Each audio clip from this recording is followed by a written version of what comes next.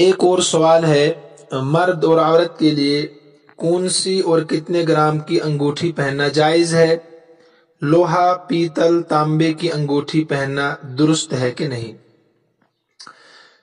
دیکھیے، فقہا نے احادیث کی روشنی میں اس بات پر اتفاق کیا ہے کہ مردوں کے لیے سونا یعنی گولڈ مطلقاً حرام ہے۔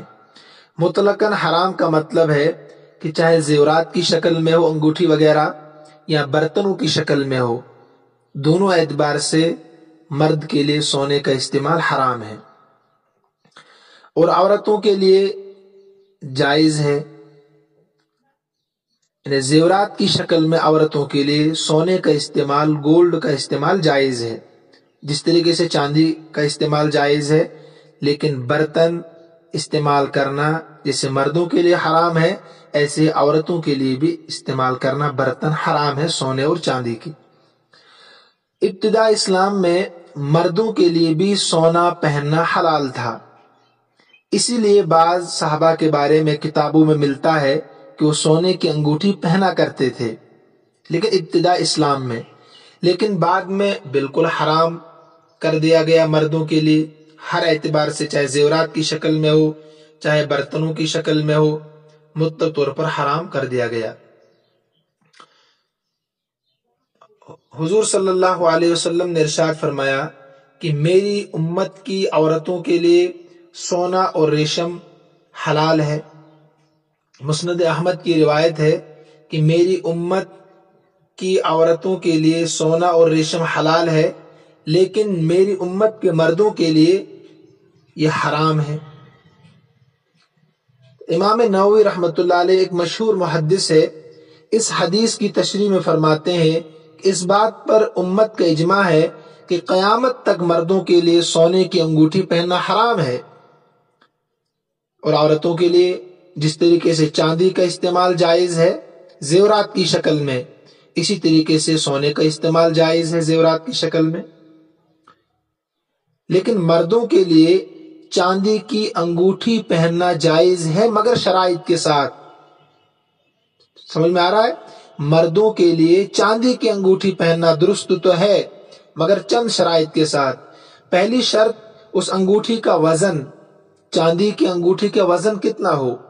حدیث میں 1 مسقال کی اجازت ہے، موجودہ وزن 4 گرام 374 ملی گرام 374 ملی گرام، اگر اتنے وزن کی انگوٹھی ہے چاندی میں تو مرد کے لیے جائز ہے۔ 4 گرام 374 ملی گرام وزن کی انگوٹھی مرد کے لیے پہننا جائز ہے چاندی میں۔ دوسری شرط یہ کہ وہ انگوٹھی عورتوں کی انگوٹھی کے مشابہ نہ ہو، یعنی عورتوں کی انگوٹھی کی طرح اس کو نہ بنایا گیا وضع قطع میں، بلکہ خاص حیت میں ہو جو مردوں کے ساتھ خاص ہو۔ ان 2 شرطوں کے ساتھ مرد کے لیے چاندی کی انگوٹھی پہننا جائز ہے۔ اب رہا سوال یہ کہ انگوٹھی پہننا سنت ہے یا مستحب ہے یا بالکل جائز ہے؟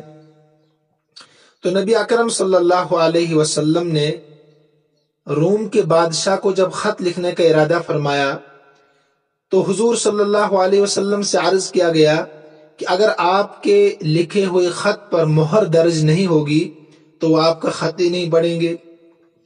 ان کے ہاں کوئی ضابطہ ہوگا کہ جب تک خط پہ مہر نہ ہو وہ نہیں پڑھا کرتے ہوں گے، اس لیے حضور صلی اللہ علیہ وسلم نے چاندی کی ایک انگوٹھی بنوائی، اور اس پر نقش تھا، جو نگ تھا اس انگوٹھی پر، اس پر لکھا تھا، نقش تھا محمد رسول اللہ۔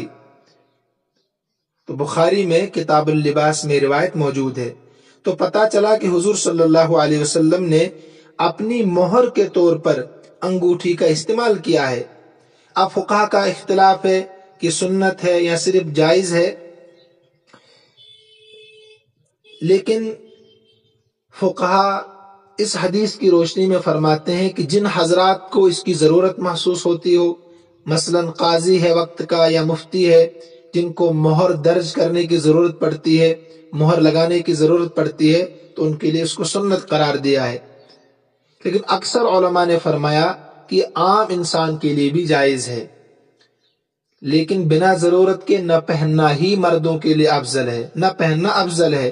لیکن جہاں تک جوازت کا تعلق ہے تو انگوٹھی پہننا مطلق طور پر جائز ہے، انہیں سنت نہیں ہے۔ سنت کہتے ہیں الطریقۃ المسلوکۃ فی الدین، جس کے پہننے میں ثواب ہو، لیکن انگوٹھی پہننے میں ثواب نہیں ملے گا، جائز ہے صرف۔ رہی بات اس کے علاوہ دھات کی انگوٹھیاں جو ہوتی ہے، مثلا لوہا ہے، تانبا ہے، پیتل ہے، تو لوہے کی انگوٹھی مرد اور عورت دونوں کے لیے حرام ہے، مکروہ تحریمی ہے لوہے کی انگوٹھی پہننا۔ اور اس کے علاوہ جو پیتل ہے، تانبا ہے، عورتوں کے لیے بعض فقہا نے اس کی اجازت دی ہے، لیکن لوہے کی انگوٹھی یہ دونوں کے لیے حرام ہے۔ تیسری بات، انگوٹھی کس ہاتھ میں پہنے، یعنی دائیں ہاتھ میں یا بائیں ہاتھ میں؟ تو دونوں طرح کی روایات ملتی ہے۔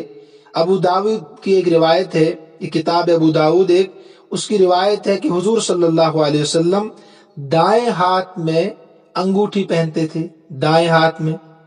جبکہ ترمذی کی روایت ہے کہ حضرت حسن اور حضرت حسین رضی اللہ تعالی عنہما بائیں ہاتھ کی انگلیوں میں انگوٹھی کا استعمال کرتے تھے۔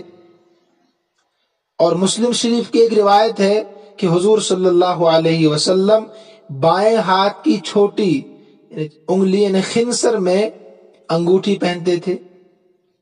تو دونوں طرح کی روایت ملتی ہے، لیکن بہتر اور افضل یہ ہے کہ دائیں ہاتھ میں انگوٹھی پہنے۔ ایک روایت بھی ہے، اللہ تعالیٰ کو یہ پسند ہے، ان اللہ تعالیٰ یحب التیامن حتی التناعل والترجل، دائیں طرف سے شروع کرنا پسند ہے، چاہے وہ کنگھی کرنا ہو، جوتا پہننا ہو، تو بہتر اور افضل یہی ہے کہ دائیں ہاتھ میں پہنے۔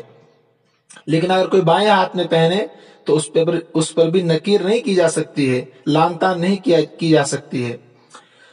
اب سوال یہ ہے کہ کس انگلی میں پہنے، چاہے دائیں ہاتھ میں ہو چاہے بائیں ہاتھ میں، لیکن کس انگلی میں انگوٹھی پہننا چاہیے؟ تو اس سلسلے میں احادیث سے پتہ چلتا ہے کہ شہادت کی انگلی اور درمیانی انگلی میں انگوٹھی ہرگز نہیں پہننی چاہیے، یعنی شہادت کی انگلی اور اس سے ملی ہوئی جو بڑی انگلی سو کہا جاتا ہے، اس انگلی میں، ان دو انگلیوں میں انگوٹھی نہیں پہننی چاہیے۔ شہادت کی انگلی اور اس کے ساتھ جو بڑی انگلی ہے، ان دو انگلیوں میں انگوٹھی ہرگز نہیں پہننا چاہیے۔ البتہ سب سے چھوٹی یعنی خنصر اور اس کے ساتھ جو انگلی ہے اس میں انگوٹھی پہننا چاہیے۔ اب مسلم کی روایت سے بھی پتہ چلا کہ حضور صلی اللہ علیہ وسلم بائیں ہاتھ کی چھوٹی خنصر میں انگوٹھی پہنتے تھے، تو شہادت کی انگلی اور اس کے پاس میں جو انگلی ہے، ان دو انگلیوں میں انگوٹھی نہیں پہننی چاہیے۔ مردوں کی بات میں کر رہا ہوں، انگوٹھی نہیں پہننی چاہیے۔ اور عورتوں کے لیے چونکہ ایک سے زائد انگوٹھی اور بغیر شرط کے کوئی وزن بھی متعین نہیں ہے، چاہے کتنے وزن کی انگوٹھی ہو، سونا ہو، چاندی ہو، کتنا بھی وزن ہو، اس میں کوئی قید نہیں ہے، تو عورتیں کسی ہاتھ کی انگلی میں بھی انگوٹھی پہن سکتی ہے، ان کے لیے تمام انگلیوں میں انگوٹھی پہننا جائز ہے۔ اور اگر انگوٹھی کا نگ اپنے ہتھیلی کی طرح رکھا جائے تو یہ بہتر ہے۔ حضور صلی اللہ علیہ وسلم اپنی انگوٹھی کا نگ اپنی ہتھیلی کی طرف یعنی اندر کی طرف رکھتے تھے، تو یہ بہتر ہے۔ اگر کوئی انسان باہر کی طرف رکھے نہ اوپر کی طرف رکھے تو یہ بھی جائز ہے، اس میں کوئی حرج نہیں ہے۔ اور اگر انگوٹھی کا حلقہ جو رنگ ہے وہ تنگ ہو، زیادہ ٹائٹ ہو انگلی میں، تو غسل کرتے وقت، وضو کرتے وقت اس کو حرکت دینا ضروری ہے تاکہ پانی ہر جگہ پہنچ جائے، کوئی جگہ خشک نہ رہ پائے۔ تو عورتوں کے لیے کسی بھی ہاتھ میں انگوٹھی پہننا جائز ہے، اسی طریقے سے کوئی وزن کی قید نہیں، جتنا بھی وزن ہو وہ پہننا ان کے لیے جائز ہے۔